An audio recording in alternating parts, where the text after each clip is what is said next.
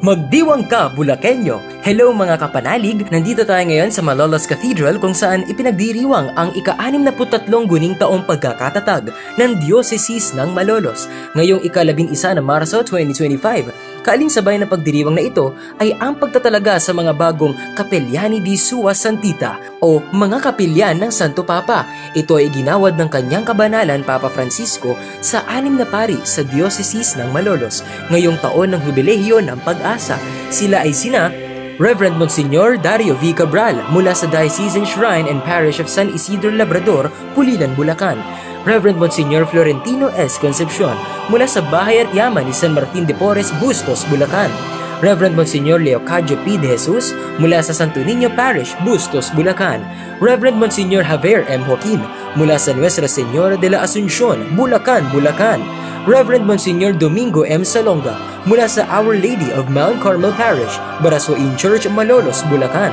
At Reverend Monsignor Narciso S. Sampana mula sa Diocesan Shrine and Parish of St. Augustine sa Balibag, Bulacan.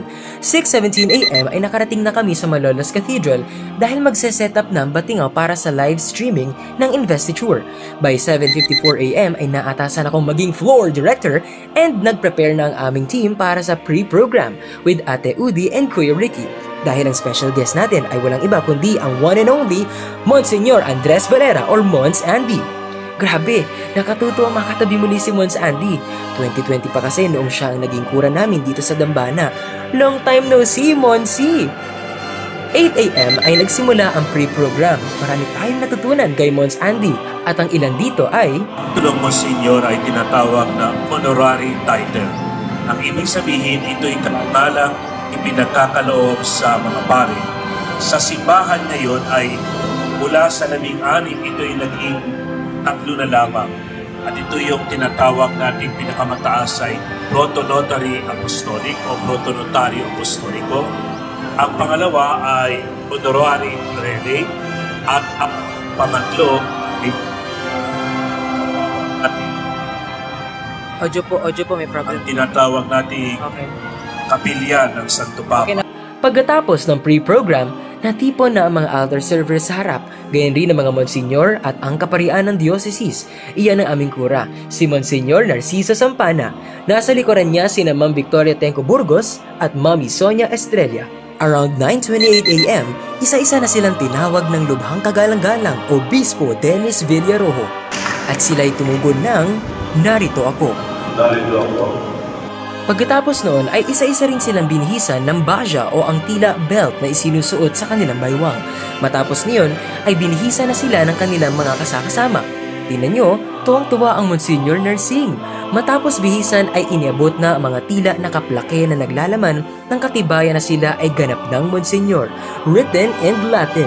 At nagpatuloy na ang banal na misa by 9:50 a.m. By 10:49 a.m. ay nagpaabot na ng pasasalamat ang Monsignor Doris Cabral. Tumatak sa akin ang message niya kung saan sinasabi niyang, "Priesthood is lovely, priesthood is delicious, and priesthood is beautiful." Alam niyo ba mga kapanalig na ang ating simbahan sa pamamagitan ng Santo Papa ay nagtatag ng mga parangal para sa mga pari bilang pagkilala at pasasalamat sa kanilang paglilingkod, pagpapahalaga at pagmamalasakit sa ating inang simbahan at sa pagiging mabuting huwaran sa sambayanan. Ang salitang Monsignor ay nanggaling sa wikang Italiano na Monsignore na ang ibig sabihin ay Panginoon ko. Ito ay isang marangal na titulo na ginagamit upang tawagin ang isang pari na nakatanggap ng isang partikular na karangalan mula sa Santo Papa. Kaya magdiwang ka, Bulakenyo! Karangalan ng ating diocese, karangalan nating lahat. At sa ating bagong Monsignor, asahan po ninyo ang aming panalangin para sa inyo. Nawa ay umabong at umunlad ang pananampalataya ng sambayanang Kristiyano dito sa ating lalawigan, sa ating bansa, at maging sa mundo. Kaya't pagbati sa inyong lahat. At dito po nagtatapos ang solemn investiture ng 6 Monsignors natin. Kita-kits sa susunod na vlog, sa susunod na adventures. Kita-kits mga kapanalig.